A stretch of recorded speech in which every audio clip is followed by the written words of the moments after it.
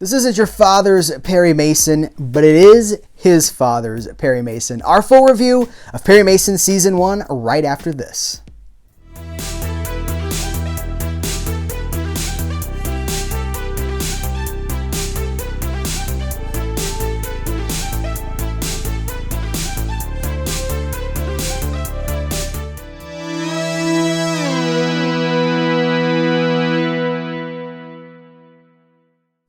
Guys, what's going on? Welcome to Serial at Midnight. My name is Heath, and in this episode, we are reviewing Perry Mason Season 1. This is the HBO show, now on Blu-ray and on DVD. And it's, as I say at the top of the video, this is not necessarily your father's Perry Mason. We think, of course, of Raymond Burr and the large legacy of that iconic 50s, 60s. It continued all the way into the 90s. It's still on TV now. It's a huge legacy. But the character is much older than that. Guys, before we go any further, I need to let you know that I was provided a free copy of this by Warner Brothers Home Entertainment, but the opinions expressed are my own, and this is a series that's bringing out a lot of opinions for people because they are so closely associated with that Raymond Burr series. But the character was about 25 years old before that television series. He actually debuted in 1933, and in those early 30s, novels by Earl Stanley Gardner, the character is basically a private investigator. He's a detective. There's a heavy emphasis on investigation and detective work. I don't even know that there is a courtroom scene in the first novels. And so this series, I mean, it's pulp fiction in every sense of the word. We're talking about like dime novels at the drugstore. That's where this series began. That's where the character began. So this new series, this HBO series, it's an 8-episode series. Each episode runs about an hour, and it is one case. And it starts in 1931. This is set in 1931. So if you notice, that's 2 years before the 33 debut of Perry Mason. And it's an origin story. It's how Perry Mason became Perry Mason. And because we're talking about that, we're talking about post-World War I, we're talking about post-Depression.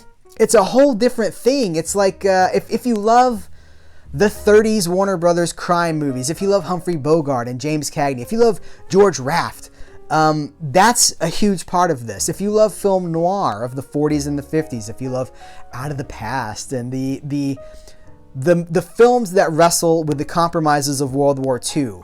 That's all here, but instead of World War II, we're talking about the fallout from World War I and all the compromise, the moral compromise. Listen, Perry Mason is a character that has seen combat. He is haunted by the things that he saw and the things that he did. I'm not going to spoil anything for you guys. I'm going to talk in generalities, but he's a haunted man, and will he be compromised? Compromise is everywhere. He's dealing with a corrupt police system. He's dealing with a corrupt legal system. He's an apprentice. He's basically doing like private investigation work for a lawyer who's played by John Lithgow, who is amazing in this series, by the way. Lithgow is incredible. Hard to believe it's the same guy from Third Rock from the Sun. But Lithgow in this series is heartbreaking. He is he's an amazing actor, and he conveys this compromise. He's a man who has outlived his times. And the level of depth there's just so much depth. So that's what I'm saying. This is a series. It's plot driven. It's a mystery show, but it's more character driven. And it's a very adult series. I don't mean adult in the sense of like, ooh, it has naughty bits. This series starts with a botched kidnapping. An actual child, like a baby, is kidnapped. It goes as bad as it could go. And it gets more grim from there. So each episode is like an exercise in society wrestling with who they are and essentially compromising.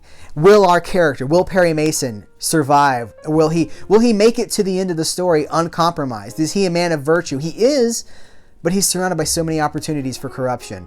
And it's really, really powerful. I have to say there's an element of the series that I kind of struggle with, and there's like she's a woman evangelist at essentially a mega church, and it feels like something out of the Righteous Gemstones. It doesn't necessarily feel like 30s detective Los Angeles. By the way, Los Angeles in the 30s is recreated with such great detail. I mean, you would never...